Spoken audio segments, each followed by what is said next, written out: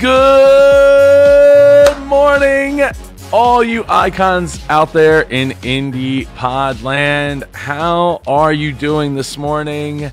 If you can't tell, my voice is still kind of shot. I think the last time I was on a live stream was back on Monday night with the Business Geeks, and my voice was even worse then. But it still feels very difficult even now.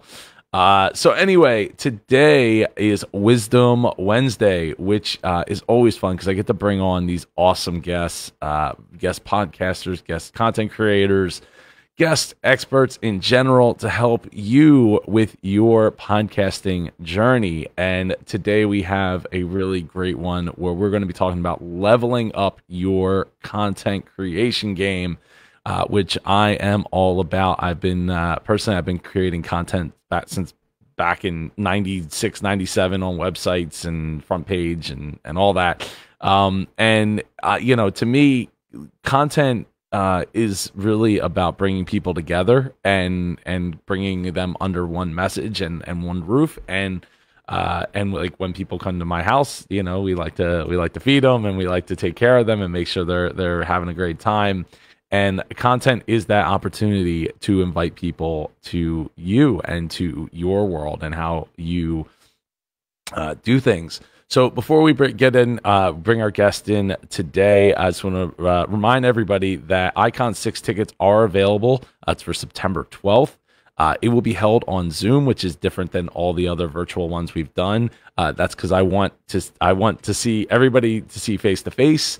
It'll enable us to host our annual creative podcast competition workshop, as well as get to see some pretty funny stuff because, well, I haven't announced it into the group yet. If you're watching this stream, it might be fun for you to see what the logo is looking like that I haven't announced yet, with a theme that I haven't announced yet. So it's all coming together, and hopefully by the end of this weekend, I will have all the full announcements. The schedule for the event will be announced probably either today or tomorrow. It's going to be a long one. There will be multiple breaks throughout the day, I promise. Even though they're not on the schedule, there will be breaks because the way the timing works out. But to show everybody firsthand what it's going to look like, this was designed by our icon Larry Roberts over at Readily Random Graphics, which you should totally go check out. I'm not going to say anything else about this until I make the full announcement, probably on like Monday. But I just wanted to give everybody a sneak peek to what is coming down the pike for Icon 6. So what else is there? This episode is brought to you by IndiePod University. You can learn to launch, grow, and monetize your podcast. Go to indiepodu.com, and our first workshop that's being held inside the IndiePod U is going to be building a better sponsorship kit. You can join us on August 20th. Go to indiepodcasters.com/workshop. When you buy your ticket for the workshop, you will get 1 month of IndiePod U as well included. So you'll be able to watch participate in the workshop and get access to 150 hours plus of podcasting resource videos and so much more. Our community, our private community and everything. And if you want to get a free ride into that community, into that 150 hours of podcasting resources, then you should go to indiepodcasters.com/tube and hit that subscribe button. And I'll be giving a free ride into the IndiePod University on Friday for Free Ride Friday. Now, I want to bring on our guest here, who's going to help us talk about how you can level up your content game. And I got to meet this person a couple months ago. She was introduced to me by one of our icons in the community, Stephen Green. And it's always fun to get to talk to her. We talked a couple of times, and now I was like, all right, well, let's get you on the IndiePod Daily Show.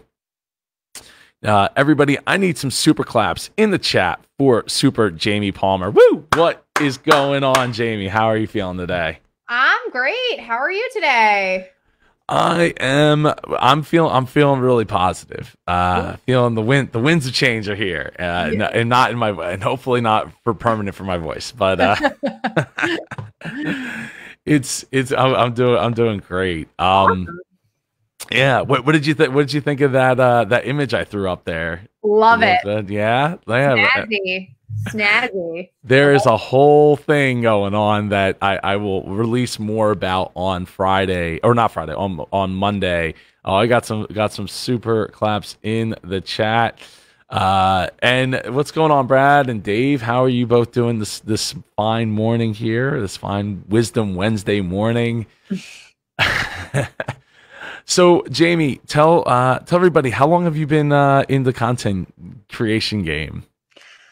That's a challenging question. I mean, I've been creating content in my business for 17 years. I originally started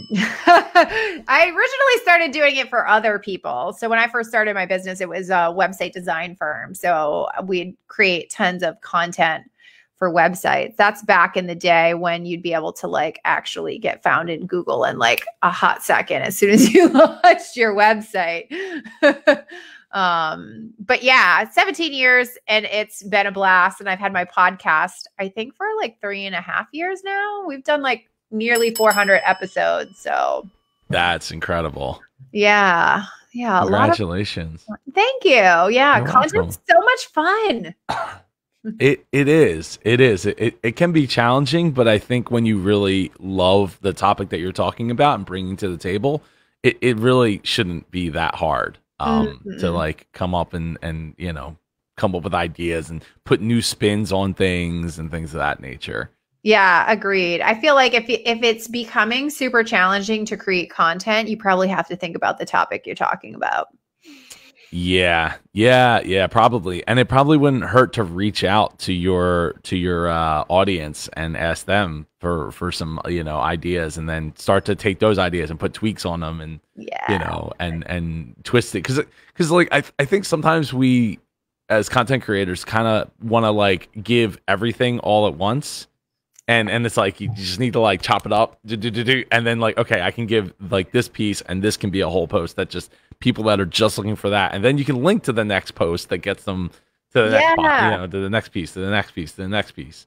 Yeah, for sure. I always say I think simple is better, right? Like you can talk high level, 30,000 foot view on content, but ultimately, at least for me and what I've seen, what's worked for my clients, what's worked for me, it's like people want those simple, actionable things that can help move them forward. Because when you give them that big 30,000 foot view, it's just like overwhelmed city, right? And it's like, then they can't take action and then they can't move forward. And ultimately that 30,000 foot view is where they come in. And that's why they hire someone like you or I, right? Like they need that hand-holding to actually do the how and do the strategy and move forward. But like simple is always better, because then that positions you like, hey, Joe's an expert in X and I know why, because he gave me all these ninja tips, So, yeah, well, it definitely but that can be overwhelming. Again, if you're not willing to sit down and like really break down the pieces of what you're creating down into like, okay, okay, this top, I'm going to teach you how to use computers. Like, okay, great. Like, congratulations. Like, you just figured out the theme for your whole website. Like, right? Not one post, but the whole theme. Right. And then you need to like, okay, like what's a keyboard and how do we use it? And then what's a mouse and how do you use it? And make it, break it down even more simplistic, or niche it down even further than that. So it's, and then it becomes a numbers game, right? Because like if you go something too broad, like, oh, just computers, right? I mean, technically it's not that broad, because it could be like technology, and then like, okay, we focus down in the computers. But if you focus on that broad of a topic, like not everyone's gonna react to everything that you build, right? So like to me, it'd be like, computers for over 60-year-olds. Yeah. Like 60 for 60 plus. That kind of thing. So yeah. I love too, like one of the things that I always say to people, because this is a topic that I talk about all the time. People are always like, well, I want to do social media or want to do a podcast or I want to do whatever, but I don't know what to talk about. And I'm like, really? So I always say, take it and break it down into content categories or content buckets. Like, what are the 5 to 7 categories, like high level categories you could always create a piece of content for? And for some people, that might be their process, right? Like, here are the 7 steps in my process, and I'm always going to speak to one of those 7 steps. Or for others, it might be, here are kind of the 5 different topics that you talk about. Like for you, you're so into podcasting. Like, here's like the basics of getting set up with podcasting. Then here's how to get guests on the show. Here's how to do a sponsorship thing. Here's how to monetize. Here's how to convert. Like, you could have like 5 topics like that where you're always creating content in one of those 5 buckets. And then depending upon what because many of us want to monetize our podcast, obviously, depending upon what's on your editorial calendar, if you have your launch coming up, you could be like, well, I know these are the 2 or 3 problems that people always have. So let me create content in that content category because I'm seeding the launch that you have coming up. And I think people like to overcomplicate the structure of it, right? And or the lack thereof structure. Because it's like, hey, start a podcast, or hey, create this content. And it's like the options are limitless. But when you have a little bit of structure around, here are the categories that I'm always speaking to, it becomes easier to actually create that content. Because it's like, does this fit into one of my categories? Yes or no? Okay, it does. Let's do it. Yeah, I mean, that's the only way I was able to go, daily, really, like, I've done daily things twice. Once was business lessons, where I was coming up with a new business lesson every single day from wherever I was. So I'd grab my vlogging camera, and wherever I was, I would come up with a lesson, like right there on the spot, shoot the video, shoot some B-roll, time lapse or whatever, pop it together and put it out the next day. Which was tough, because after about 100 days, I started to kind of get like burnt out in the process. Versus doing the way I've done it with the Indie Pod Daily Show, is create the structure, right, of like Mondays are motivational Mondays. So like either I'm going to come in and say something, or I'm going to, ask for quotes or things of, something motivational, right? Ask for stories that are motivational. Tuesdays, just Tech Tuesday. So we're talking about tech, right? Whether it's I'm talking about it, or because a lot of times, and when and then I had to pivot that, right? Because people would like inevitably come in the chat and be like, well, what camera are you using? And like, today I'm talking about this Stream Deck, or why you need this specific card reader, because this card reader is bulletproof. It kind of is bulletproof. But point being is, like, people would still come in and be like, oh, well, it's Tech Tuesday, I'm going to ask him about his mic and camera. Like, hooray. Yeah. Like, yeah, I've already done episodes about that stuff. So, creating that structure, like today's Wisdom Wednesday, where I have a guest on. So I'm not every day, I got to get a guest, and I got to dedicate a whole hour just to the creation of the live stream and all that. Like, it's, so like, I'm going through that now with the Super Joe Pardo show. Like, I've been like slowly, like, it's been like a boulder moving it up the rock. But like last night I was on a group coaching call with Sam, who's an icon in our community as well. And I should ding for that. So I was like, okay, basically I looked at what I did for Icon, and I was like, I'm going to just take that structure and just apply it to the Super Joe Pardo show. And now it won't be daily, but it will be almost daily. Yeah. So, yeah. So you just, but that's just one way to do it, right? The other way to do it is actually look at like a calendar, right? Like, I'm carrying a weekly structure versus looking at a calendar and be like, okay, I'm going to put out a post this day, and then podcast on Tuesdays, and that kind of thing. Yes, but I would contend. Yes, and I would contend that you also, when you think about, like, I'm crazy. I do like an editorial calendar where I take a physical calendar and I'm like, okay, what do I want to launch when? What do I want to promote when? What do I have going on? Then I will map that out for the whole year. Then I will be like, okay, well, when do I want to take vacation? And I will add all that stuff in. Or when do my kids have stuff going on? And then I will take it one step further and go, okay, so if, October 1, I'm launching my business ecosystem builders program. Well, I need to start working on seeding the content leading up to that launch now. And so I work backwards like that. So for my theme for, say, August and September is like, okay, what's the business ecosystem builders content? Then I'll take it down to like, okay, what are the categories that content fits in? And then what happens on my YouTube and my podcast, because I do a weekly solo podcast and a weekly interview, and then I do a weekly YouTube. So what is the content categories that fit there? And then I always take my macro and turn it into micro.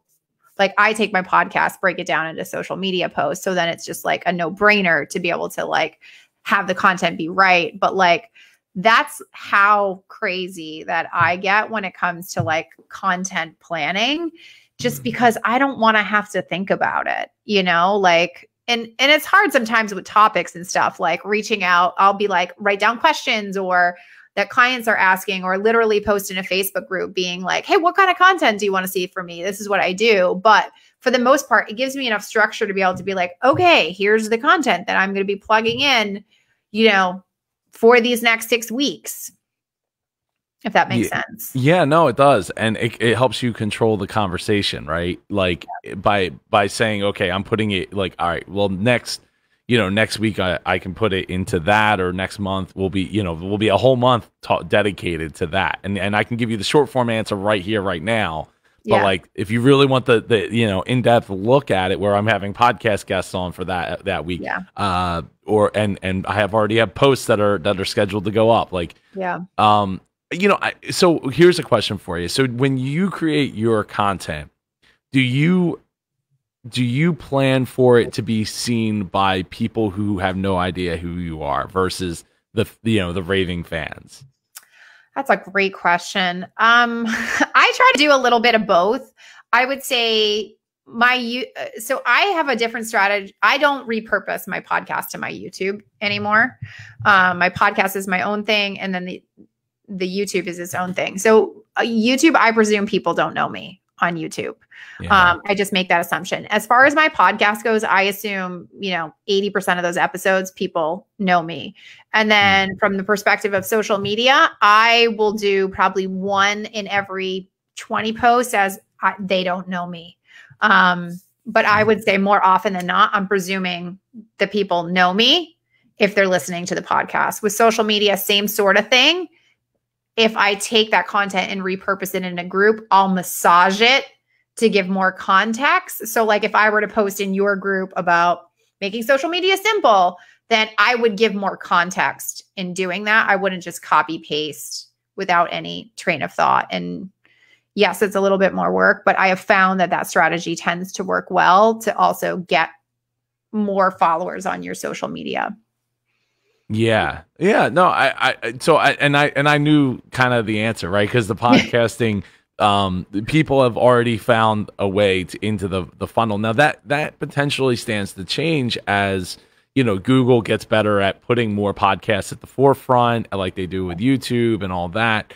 So like, then people might not know, but I'm always a big proponent of like making sure that people like that people that know that come for your content all the time aren't bored by your intros and aren't bored by like, oh, it's so repetitive and all that. Yeah. And then at the same time, like introducing yourself enough where people who don't know you, who haven't listened to the show, feel welcomed and aren't inundated by a bunch of inside jokes and things of that nature. Like it's good to sprinkle that stuff in because people are going to listen over time. Like it's kind of a real long tail kind of thing.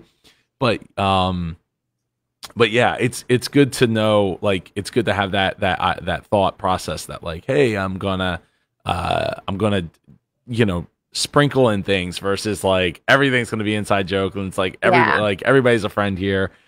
Because they're not going to get it, and they're probably not going to want to hang around. Yeah, and I think it helps too. And I believe you do this too. Like I take every podcast, and I also create like it's sort of like show notes, but not really. Like it's a long form piece of content that goes with that podcast. Then we link back to old episodes and all of that goes on my blog. So when I'm driving new traffic to my podcast, I drive them to the blog. So there's more context there too. And it's not like an exact replication of what's on the podcast. Yes, it covers what's in there, but it will be more in written form versus spoken form, right? Right. So then there's also like, hey, like if this doesn't make any sense to you, go check out this, because I talk about that a lot on this particular podcast, and just try to tie it all together so it's got like that full loop feedback. And I think that happens a lot in marketing, where people just missing that full loop feedback, where it's like, here's like, come full circle and get them to take that next step to get them to feel included. Yeah. I haven't been able to do it with this show as far as going daily, because there's just so I'm just, it's live, right? And that's one of the reasons it's live, is so that I'm not having to spend the time to edit or write extensive show notes and things. It's something that, like, I think going back, I might hire somebody to go and write a long form post based on what we talked about. And I think it's also, I think it's better for you to write the post as its own separate thing than like, hey, at 2 minutes and blah blah blah, we talked about this. Like, I want people to go and listen to the whole thing. So I want that, I want to write like as if I'm coming from my voice as the color to what we talked about, right? Like what we talked about in the show was the game. Now I'm the color, it was a color analyst or color, I can't think of the term, but like, I'm giving my take on what we talked about from the show. Yeah. Because I might not have been the only person talking, or I might not have been the person talking most of the show. It might have been mostly my guest. Right. That kind of thing. Yeah, I think it works well. I mean, for me, like I said, we have almost 400 podcast episodes, and we never did that until January 1 of this year. And we've started doing it with every episode. And sometimes an episode goes live with just a little description, and then we update the blog because it doesn't always happen in time. But I have noticed, and that's the only thing that we've done different from a perspective of content, and we are seeing a 10% increase on the website from the year before. So something's working in terms of the SEO piece of that, because I was always like, well, we're doing all this stuff. Like, why do I want to do this other thing? But it's really, really like 10% it's not massive, but I imagine it'll compound over time. It probably will, but I would also probably say that it has to do with like, so are you adding or do you do a YouTube video as well on that post? No. So my podcast is strictly podcast now. I do have a YouTube component, but that's like same idea. So we'll put the YouTube video with long form on it. So we have those two things going. But we did the YouTube last year in the same format. I believe Google is starting to like read the podcast episodes as well. Like, really? For what the words are. Yeah. So like the need to like get a full on translation is not as necessary. Because I mean, they have the closed captioning, as it is. So is it perfect? No, but it gives you a heck of a lot more words than an audio file that has 0 words. Yeah, you know what I mean. Like, so it gives that opportunity at the very least to do that. So I think I forget who said it. It was in one of the Facebook comments or something. Somebody was saying something to the effect of that like they are starting to read the podcast episodes. Yeah. The reason why we did it is from my research that I did for SEO on Google. They changed their requirements from 1,000 words to 2,000 words. So that's why we made that distinction, because so many people were just doing like crazy rich SEO 1,000-word things, and 1,000 words really isn't that much when you think about it. It's probably 3, maybe 4 larger paragraphs. And so many people were just kind of like cheating the Google algorithm. So from what I read and researched, they switched it to 2,000 words at the beginning of the year, which was part of why we did that. And I know one of the things that I always talk about in my programs and my philosophy, everything is like, if you're going to do that, like if you're going to take all this effort to make this podcast or this YouTube or whatever, you might as well take the extra half hour or hour to create that long form post to get the most out of the search stuff. And one of my clients gets all of her business off of Google from using this whole process that of doing this with the search engine stuff. And she's got a really niche business. So it's like sleep. She's a sleep consultant for CEOs, but she gets 10 leads a month off of Google by taking her podcasts, making it long form, submitting it to Google. As where all of her business comes from. She doesn't do anything on Facebook, anything on wherever. And so it's like, it works. It's just a little bit of work.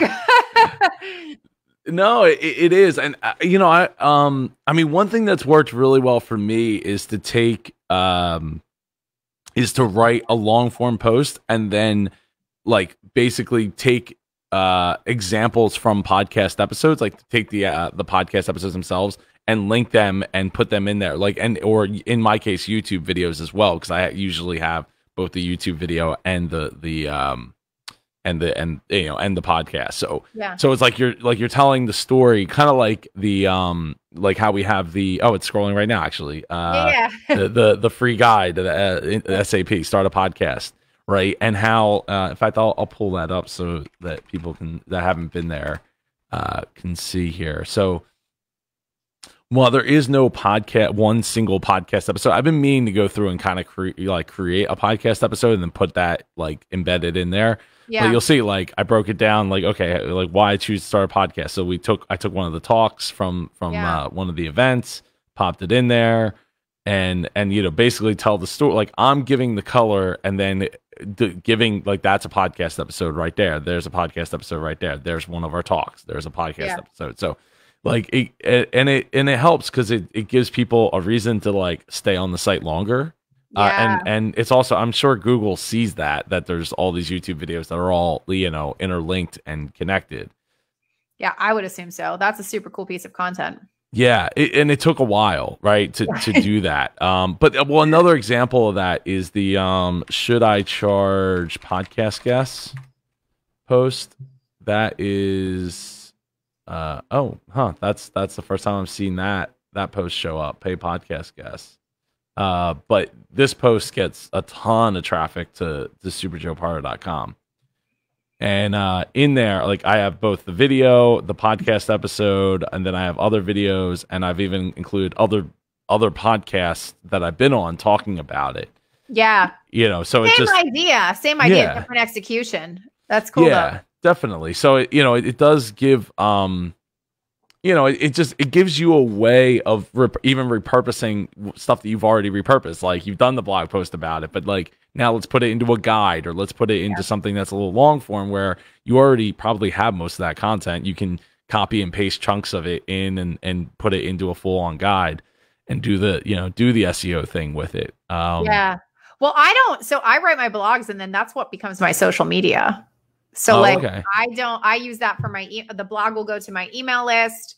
The blog will get broken up and put on my social media. It will go as a LinkedIn article, a Medium article. Like, I'll repurpose that stuff everywhere, because like, I think that's one of the biggest mistakes people make. They work so hard to create this one piece of content, right? Like, you and I produce tons of content. It's not a big deal to us at this point in our careers. Like, whatever, I'll go do another podcast. I have like 4 podcast interviews today. No big deal, right? And I got to record like 2 or 3 myself. I'm going to have no voice just like you by the end of the day. But the point is that most people will create a podcast or a YouTube video, and then they never take the time to distribute said podcast everywhere. It's like, you need to take that podcast and send it out to your Facebook, your Instagram, your LinkedIn, your social media, like anywhere on social media. Then you need to like send personal messages to people where it's relevant. You need to put it in Facebook groups. Like, take that one thing and put it everywhere, rather than just making another thing that you get 10 people to see. Like, that's silly. Yeah, no, absolutely. Yeah, especially if you're only doing like one podcast a week or something like like on that release schedule, like that should be your opportunity to create things from that. And again, if you do like what's your goal for the month to like send everybody to, whether it's a workshop, a webinar, or whatever, like what's that theme right there, and push people, like push it so it all goes to that. It should be it should be easy. It's like it's it starts with you taking, breaking it down into note form, right? Or a mind map, right? And figuring out like, okay, well, if I have this topic, then I can do these 8 things. Oh, 8 things. Like, great. That's what I need. I need to at least be creating 4, 2 podcasts a week. Okay, that's my goal. Like, all right, and then I can just chop those up and repurpose everything I've already done, because a lot of it does go back to like saying the same things over and over and over and over again. I mean, there was and I'm not a big Gary Vee fan, but I landed on one video where he was like, oh, somebody was saying, oh, I'm tired of hearing you say the same things over and over again. He's like, well, what do you want me to do? Like, lie to you? Like, it's the same things over and over again. And listening to Graham Stephan over on YouTube, like he literally says the same. Like any video that has like the clickbait like thumbnail and title, I already know what he's going to say at the end of it. The same slow invest over time. That's how you're going to get where you want to be. Like, I already know. Like, I don't have to watch a 15-minute video anymore, Graham. I watch it because I enjoy you and your personality, but I already know where you're going with this because I've watched enough of your content to know. The same result over and over and over again.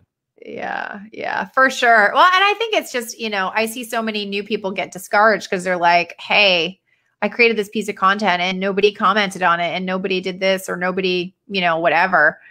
And all I can say is I know when I stop posting certain things, I get lots of private message being like, how come you're not posting anymore on blah, blah, blah. And it's like, well, because I didn't get any comments, but I think a lot of people are smarter than they used to be. I mean, I had this woman who bought a $7,500 package from me, like on the spot, and never commented on anything, wasn't on my email list, wasn't whatever. But she's like, Jane, your Outlier Marketing Group posts show up first. I selected that feature. She's like, I've been following you for a year and a half and I love every single post that you do. She knew like all these things. And you're like, wow, did I really share all that stuff on social media? I guess I did.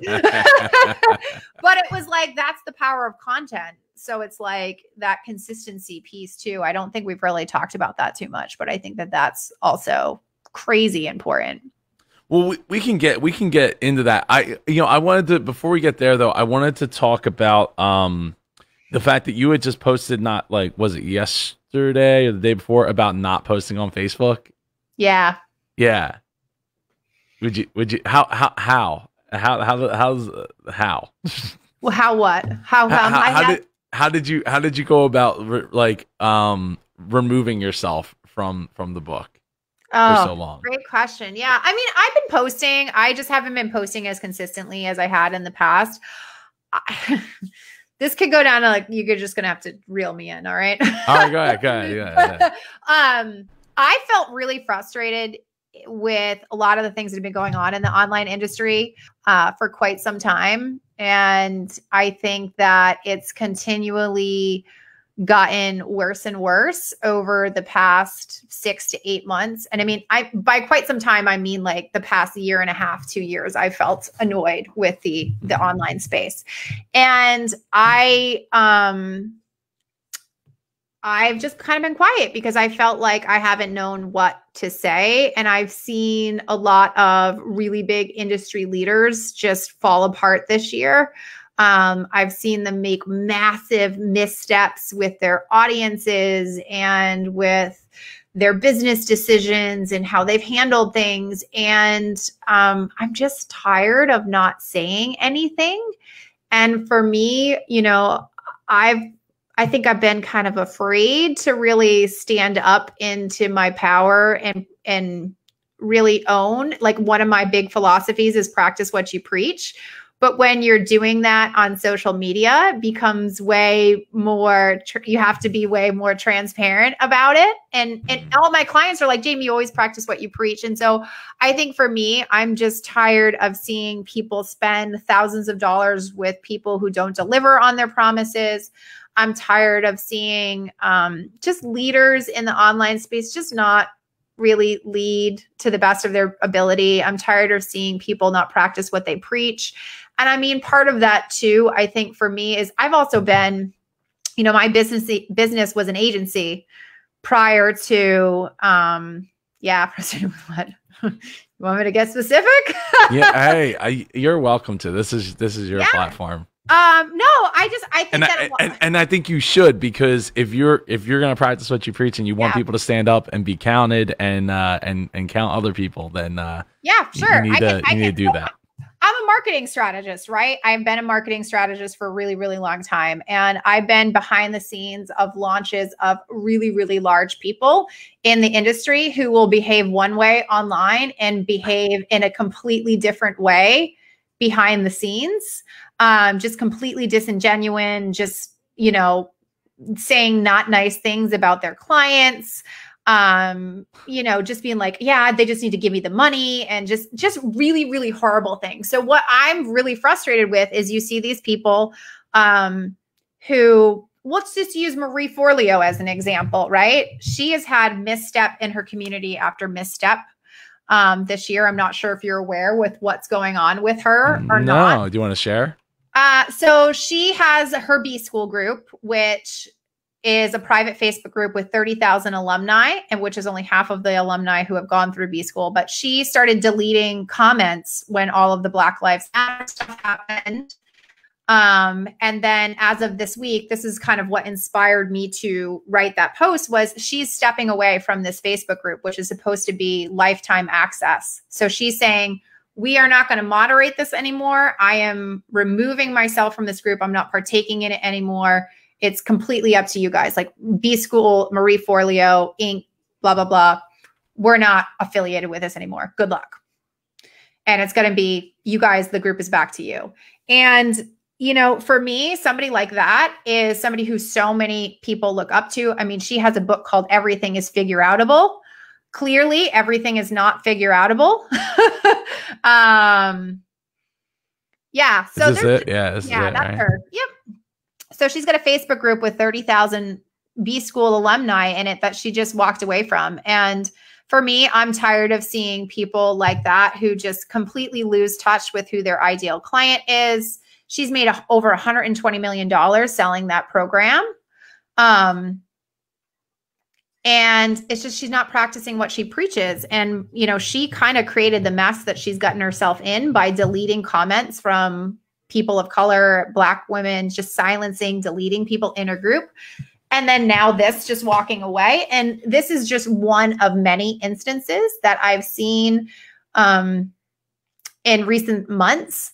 But this is like really, really normal if you are in an agency watching these influencers who have these massive followings with really big businesses, where they're like, here's how I behave on the front end, and I'm going to behave completely differently on the back end. And I've had it because I've seen so many of my clients spend so much money with these programs and with these people and not get the results that they desire, ultimately because the person doesn't really care. And at the end of the day, they're not even practicing what they preach. And so I'm really tired of that. And I truly want to step into my power, practice what I preach, but also just step up and lead, because it doesn't have to be this way, right? Like, it doesn't have to be this way. And B, you can build a multi-million-dollar business and still be able to be relatable to your ICA. It doesn't have to be this big division. And I think that a lot of these people, as they grow their businesses, they think that they become better than, what they started in their business. And it's really, really, it's sad. It's gross. And I think that there's a lot of people who have spent lots and lots of money and haven't really gotten what they want. Like, I'm so tired of just hearing horror stories from clients. Oh, I took this course. It promised this didn't happen. And like, I get it. Not everybody finishes every course. I'm not saying that people are responsible either. But that's a real problem. It is a real problem. It is a real problem. But when you're hiring somebody as a coach, or you're joining a group or whatever, I feel like there's a little bit more of a balance in that. And so I'm just at this point in my life and in my business where I am just 100% committed to working with 100 people very, very intimately and helping them be successful in a way in which feels really, really good and in alignment to them. Yeah. So, well, there seems to be this trend of people that are supposed to be the nice and fuzzy and like cuddly people that are promoted by people like Oprah, and then it turns out they're not so nice and cuddly and friendly. Yeah, yeah. Like the whole Ellen situation, which I had heard about for years ago. that like, yeah, it was not a good experience to be on the show, like at all. Agreed. I mean, not that it was a terrible experience, but like could have been like it wasn't living up to the expectation of the people going to be on the show. Right. So they're not that they create this persona, right? They create this persona for their online presence and for their show and for whatever. And it's not who they are behind the scenes. And I'm not going to disclose names of anybody that I've worked with, but lots of the people that I have worked with, especially those who have built like 2, 3, 10, 15, $20 million businesses, it's a nightmare. It's a nightmare. That's why I've stopped completely doing that in my agency and decided to coach and do strategy, because I was tired of hearing people say, oh, I spent $20,000 in this mastermind with so-and-so. And like, it turns out that they really weren't the person that they seemed to be. And I was like, well, I could have told you that, but Yeah. You know what? Since you're throwing out names, I heard about the whole thing that went down with FinCon, right? And I don't know if you're familiar with that. No. They said something about like, I don't know, it was a really insensitive comment to make about living in the suburbs and during the whole George Floyd and everything that happened. And it's still happening. There's still protesting going on. So, which is great. It shouldn't end. Agreed. And then the comments started flooding it, and the comments started being deleted in the group. And, it doesn't, like, sometimes I wonder, do people just ignore like certain things that they don't like about people? Like, or are these the people that are just so fake that like they're so good at it that it's okay, like they're like it's okay for them to do, like they've I guess marginalized themselves. I think it's a combination of the two, right? Like, we humans only see what we want to see, right? We see what we want to see. And so I think that we see the positives. I mean, I'm not sure if you're familiar with like Rachel Hollis and Dave Hollis, but Rachel Hollis and Dave Hollis, Rachel has built a business on writing books about relationships. And is this Rachel? Yeah. So Rachel and her former husband, they had a podcast together talking about how to have a good marriage, all this sort of stuff. And she announced that she was getting divorced. And Dave is like heartbroken. Mind you, she's got a book coming out on how to handle divorce in September. And the fallout that I've seen from her is just like, Rachel, like, you built this entire business with your husband, talking about how to have a good relationship and how to work on it and how to like be whatever. And the fallout that I've seen for her with that is unreal. I mean, and she's also someone who I feel like she just kind of repurposes other people's self-help stuff. It's just very much like, sounds like Tony Robbins with a, female spin on it. And that's fine. Because it's everybody's interpretation and how they synergize the information, and that's cool. But like, when you build an entire business on like, here's how I've worked on my relationship with my husband, and you've built your following on that, and then you basically like haven't shared that you're having marital problems, then one day you announce that you're getting divorced, and then a week later you announce like, here's my book on divorce. Like, it just feels really, really disingenuous. And I think, people are tired of that, You know, I made a prediction in December that this is the year where the influencers fall apart. Ironically, I didn't know we were going to be in lockdown and all this sort of stuff was going on.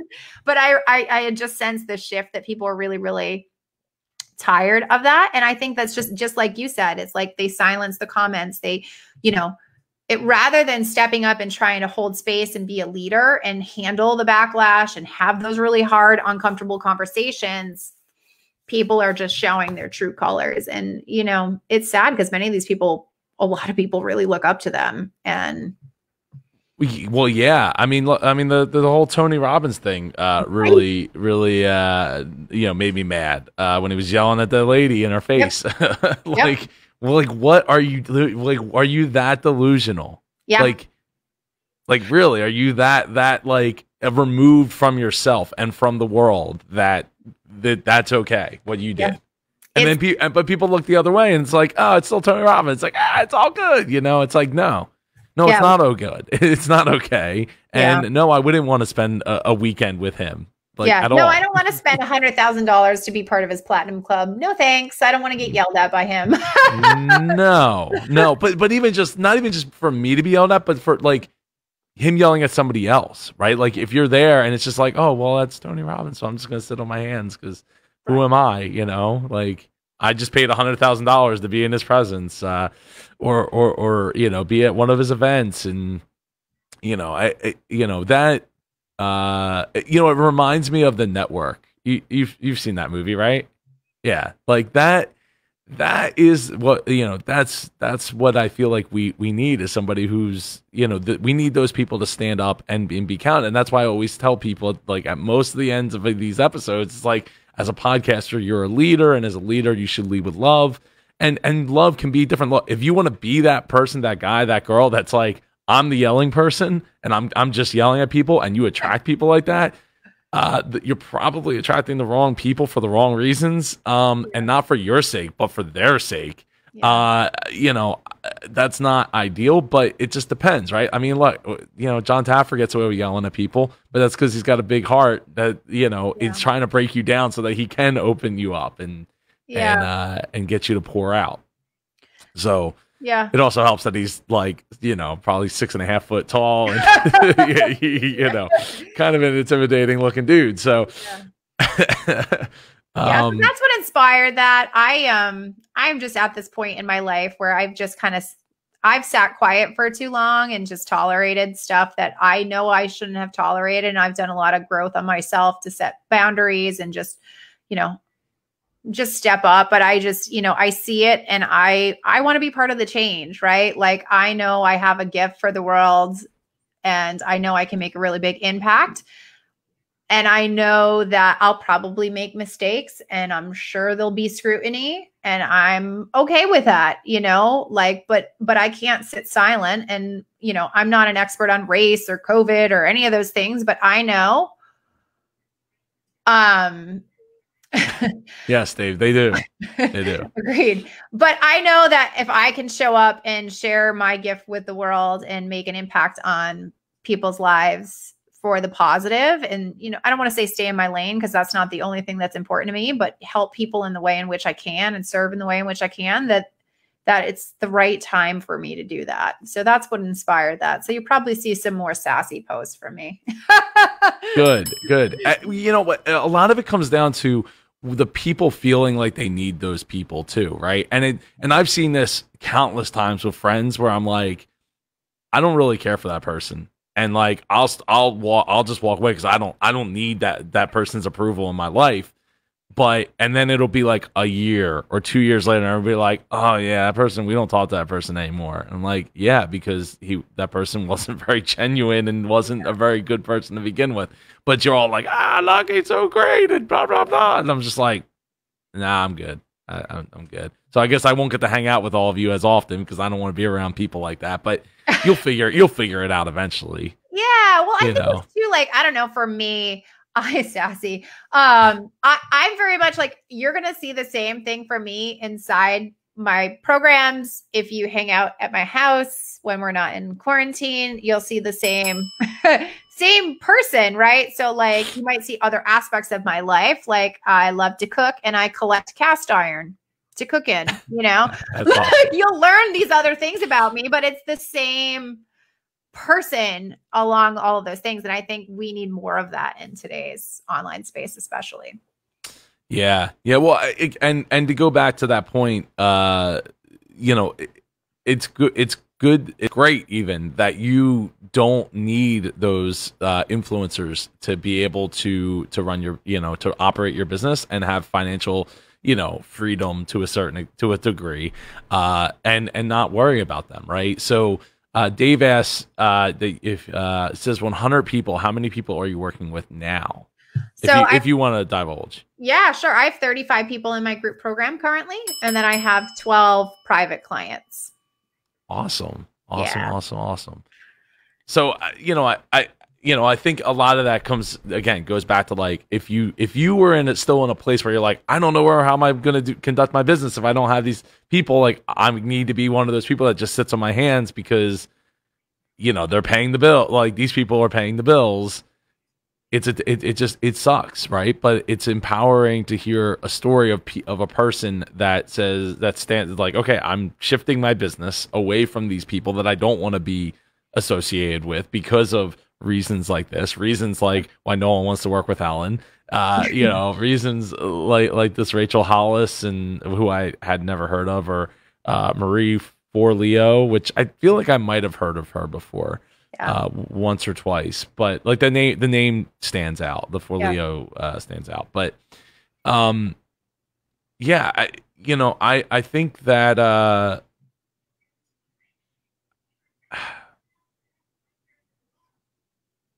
I think that it's important when you're looking for like coaches or guidance, you know, just finding like the most popular people on the planet for it is not necessarily the best, right? Because being able, and this isn't just, you know, as a promotional to Jamie or myself, but like finding the people that like you really identify with, right? To a deep level where you feel like I could go have a beer with that person. I could sit down and have coffee with that person. I could go and have a meal with that person and feel comfortable and confident. Yeah. That is so much more important than saying, well, this person has helped, you know, so many people, you know, get to $100,000 and all that stuff. Like you have that ability right now. Like you already have that ability, right? And sometimes you just need the guidance or the shortcut of like creating that content to get in front of the right people, or creating the business plan, or creating the like, what are the revenue streams? What are they? What are they going to look like? What does that avatar look like? I mean, I've hired coaches myself to help me get better at webinars, better at identifying who my client is, better at sales calls, right? And cold, like not cold calls, but like warm-ish, kind of like they kind of know who I am. They've reached out. Lukewarm. There you go. That's thanks. My brain is scrambled. So yeah, so like it you know, it's part of getting better at the things that we are not the greatest at and recognizing it. So it doesn't necessarily mean that we need to go and jump. I know was it Logan Paul got like huge backlash for creating his like mindset boot camp or whatever it was. It was like all the videos in it were just videos that were on like basically he just got a whole bunch of people, got their content, put it into a package for like $30 a month or something like that, and that was it. That's what you get. So, you know, and I don't think he can. I don't even know if it still exists. It probably still exists, but I don't know. It didn't seem like he got a lot of warm and fuzzies from it. Yeah. Because even some of the videos were already purposed specifically like as if they were part of a different program. Yeah. So not like, hey, go check out this other program that we did. Just like, this is clearly part of another program. So yeah, whoops, right? So yeah, trying to make a quick buck and cash in. It doesn't, it just, I don't know, doesn't make sense. And I think a lot of people they build these, from what I've seen and experienced, I think a lot of people, they hire this guru, right? Whoever this guru is, because they're all part of these similar circles, right? And the guru says, do X, right? Like, I don't know if you remember, but like a few years ago, all these people were shutting down their massive Facebook groups because some guru said Facebook groups are going away, right? There was like a mass exodus of Facebook groups. Oh, wow. No, I don't remember that. But I think a lot of times what happens is with these people who you get to this level and you're like, oh, I'm going to listen to this guru, right? This guru says I should be doing X and I should have X number of programs and here's how I should run my business, instead of doing what like makes them happy and feels good for them and is aligned with what their goals are. They listen to said guru and then they end up with this business that they don't like, and it becomes a job instead of a business that, like, we became entrepreneurs because we wanted more freedom. We wanted to live life on our own terms. We wanted to do what we want to do when we want to do it and make as much or as little money.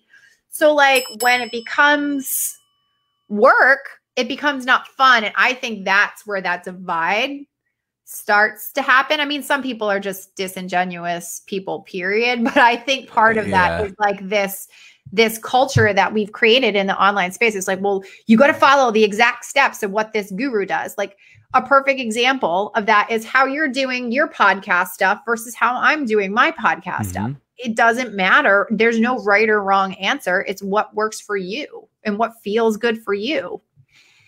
Absolutely. Absolutely. Yeah, it does have to feel good. And you know, sometimes it's not even maybe, you know, a lot of times people make it more complicated than it even needs to be, and it just becomes like, and look, I'll take the flack, right? Like I had set up a second tier program called the Super Circle, which eventually I just ended up like going back to my initial gut reaction, which was like, okay, just create the Indie Pod University and like that'll be everything. But I wanted the price point to be a certain way, and I wanted, you know, a step up from there to like get more one-on-one work and stuff like that. But ultimately I ended, you know, after a couple of months of like not seeing the needle move enough, I was like, all right, well, let me just put everything into the Indie Pod University. Now I'm promoting one thing versus promoting two things and different branding. And sometimes it's really just like it can be as small as the name, right? Like Mid-Atlantic Podcast Conference would this became, you know, Independent Podcast Conference or Mid-Atlantic became independent because of the fact that it resonated with so many more people that were actually in the group and already wanting to be a part of it, just didn't live in the Mid-Atlantic, so they just kind of ignored it. Yeah. So, you know, sometimes like it's not that you're not doing enough or doing the right thing or enough of the right thing. You're just sometimes it's just the messaging, right? It doesn't speak enough to that that group of people. Yeah. And I think to your point, Jamie, it you know, I feel like when we're, you know, speaking on the whole business side of things, like when we're on that journey, I always say like it's so easy to get stuck on treadmilling on zero. Yeah. Like thinking like, oh, well, you know, I made a couple of sales today, but then like 2 days go by and then I didn't make any sales. And then, okay, like 4 days later, I get another sale. And it's just, you know, in your mind, you're like, well, it's not enough to necessarily pay the bills with how I'm trying to operate my business, you know, my business or my idea for a business. And we just get stuck on like, well, I made $0. Like you still made $10,000, $50,000, but it wasn't enough to like cover everything, you know, all of your expenses of like living and insurance and all the things that go along with life. Well, at least life here in America. Yeah. In America.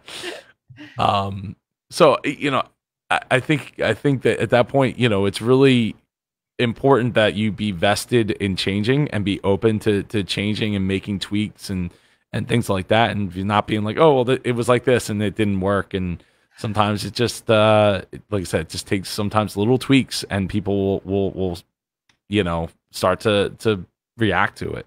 I love that you say that, because I truly believe that, and this is what I teach in my program and my philosophy, is really like, when I work with somebody, I want to focus on one program, one funnel, and there might be ancillary products for that one program. Mm-hmm. But what's the one program, one funnel, one avatar that we're going to focus on for the next year, right? And if after a year, 18 months, we can't get it successful, then we we can scrap it. But it's a matter of tweaking and honing along the way so that you can get to that next place and next level and next amount of money.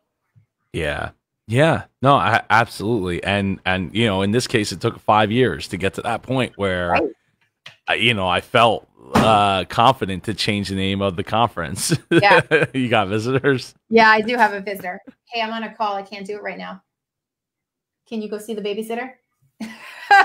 Say hi. You're on Facebook. Hi. Hey. I gotta go. I'll be out in a few. But yeah, I think it's like focus. I mean, I love this book. I don't know if you've read this, The One Thing. No. It's an excellent, I haven't. Excellent book, and it's by Gary Keller. And it's all about what's the one thing you can focus on. Because for me, it's like, I think all too often people will create a course or program, and like you said, they go through all this effort to do this, and they sell like 10.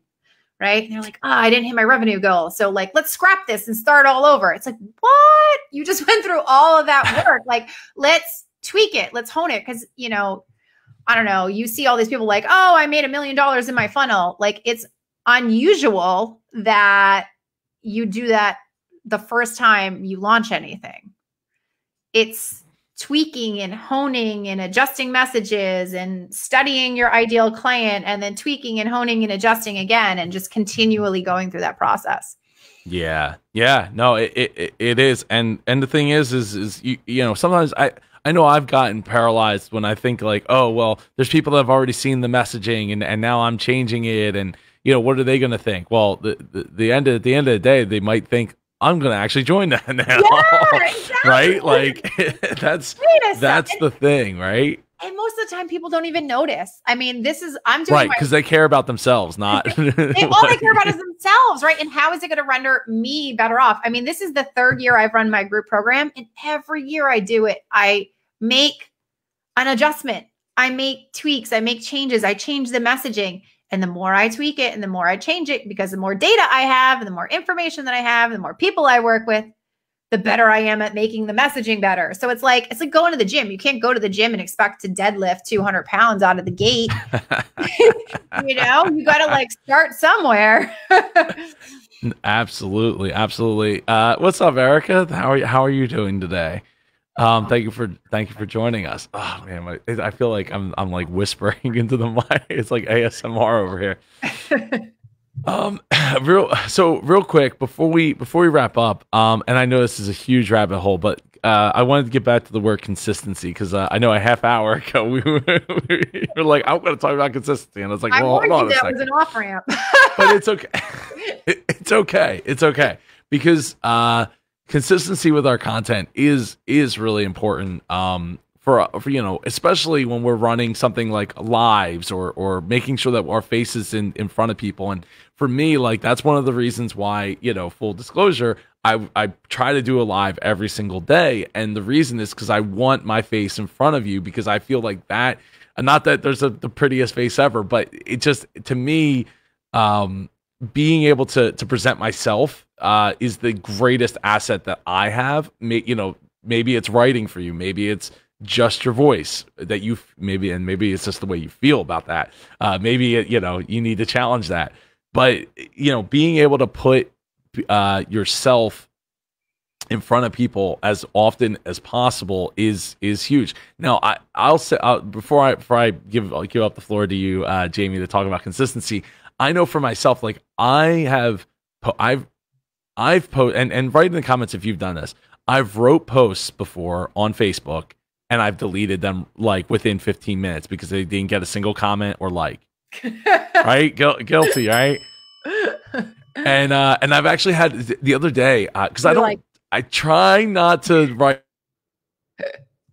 You're like checking the comments and the likes. Yes, and it's like, oh, nobody's reacting to this, so like, you know what? I'm just going to delete it. I actually had somebody reach out to me and say, hey, why did you delete that? You should put that back up. And I was like, no, I'm good. And he's like, oh, all right, I guess. Like, because I'm like, I knew it was kind of a little over the line in how I try to steer away from political, again, unless it's something that's just funny in general. Yeah.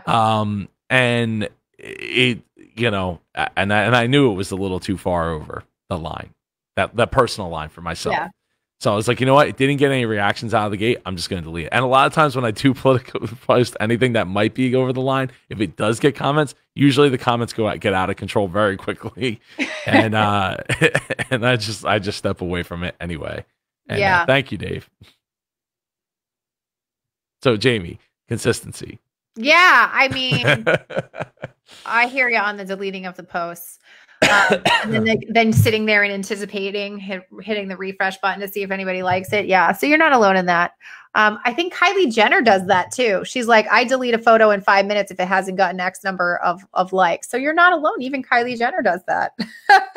Well, because it's also about people looking at your profile or your page or your whatever, and like seeing, not that there's a lack of likes or whatever, but like it's very telling that this might not have been on brand for you, right? Yep, so like maybe you should just take it away, because you don't want, because like, I mean, I don't know about you, but I scroll through when people send friend requests and stuff, especially if I don't know them, I go through their profile, right? See what kind of posts they're posting.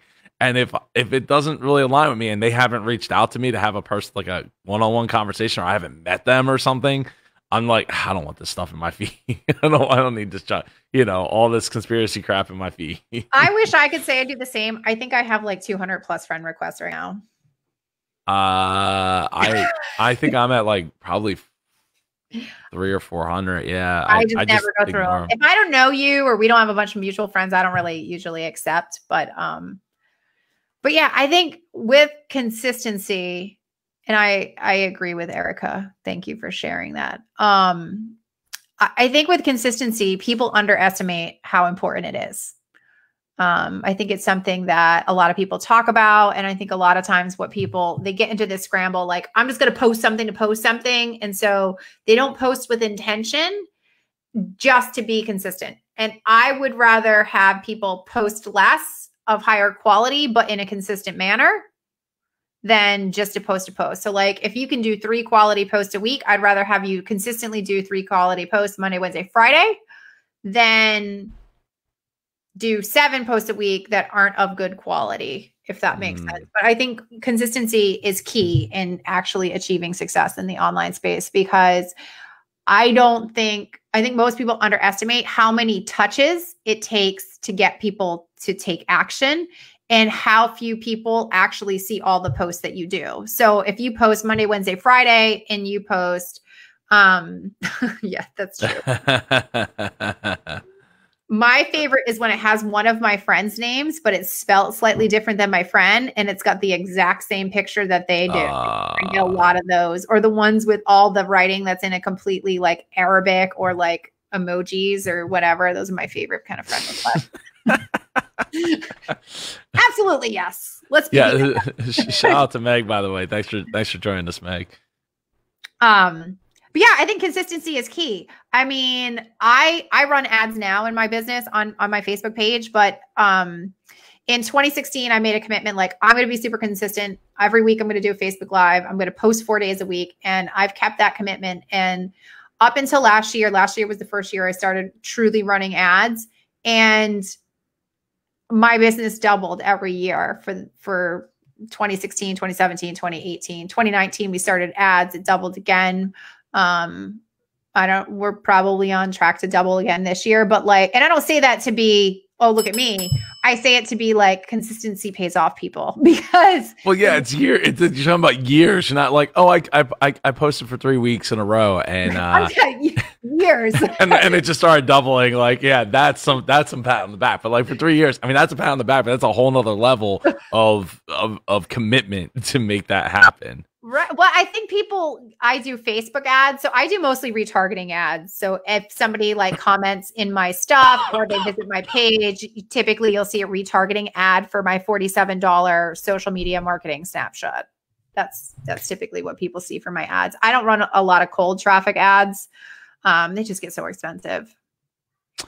Yeah, they do. But I will say this though, like back in 2015 into early 2016, I was running ads, or no, actually, well, I guess through most of 2016, I was running ads for the second Mid-Atlantic Podcast Conference, and what ended up happening was the ads got like no comments, no likes, no anything.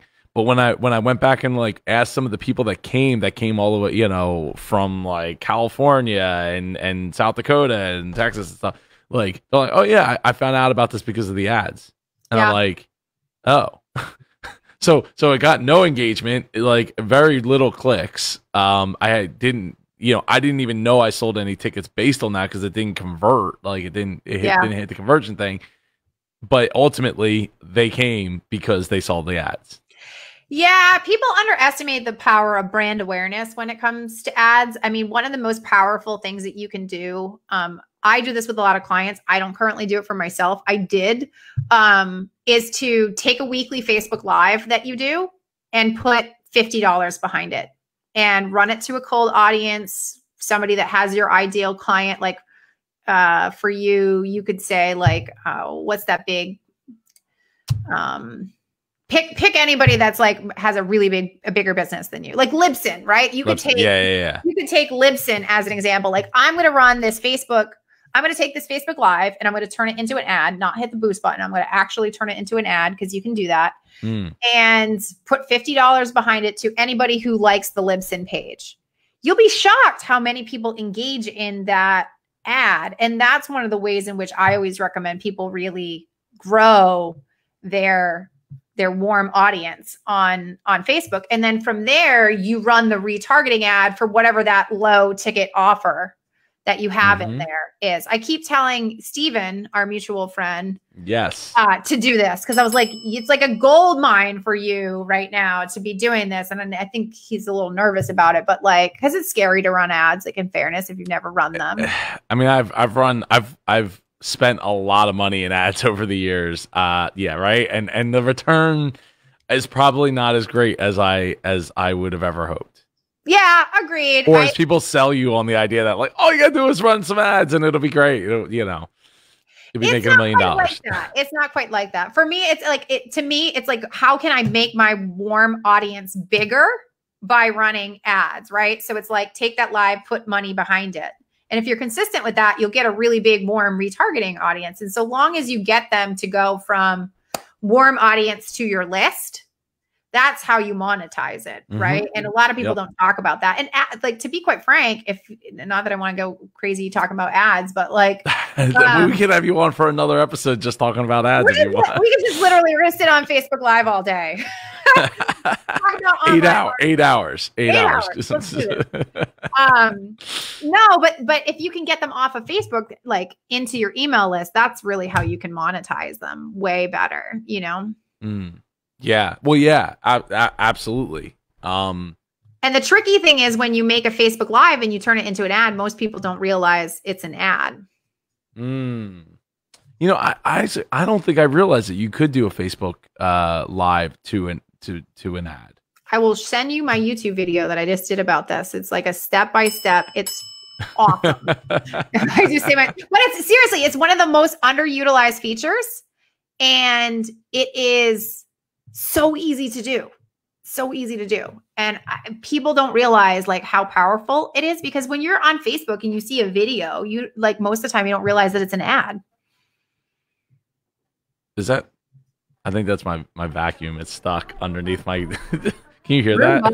No, yeah, the Roomba's stuck under my desk. Name your Roomba? Remember we were talking about that? Oh, I'm sorry. What about my Roomba? Remember mine's named Peggy. Did you ever name yours? Oh, I did not name it. No. But I can see why you would name Peggy, given the voice that it has. Yep. I'm going to write that down. Name Roomba. Before our next episode where we talk about Facebook ads, apparently.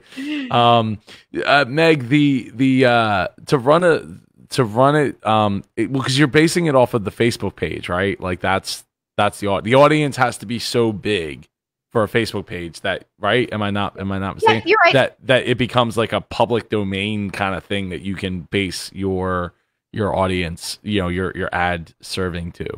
Yeah. So like Joe could say, I want to run an ad to anybody who likes Libsyn and is an admin on a Facebook page and is between the ages of X and Y and lives in the United States. And he could take his live and run it to that specific audience and would probably get pretty good conversions.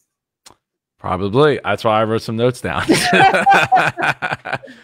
have a specific audience. It's really like anybody that has any sort of niche, Facebook ads are great for, because you can really target a lot of that stuff.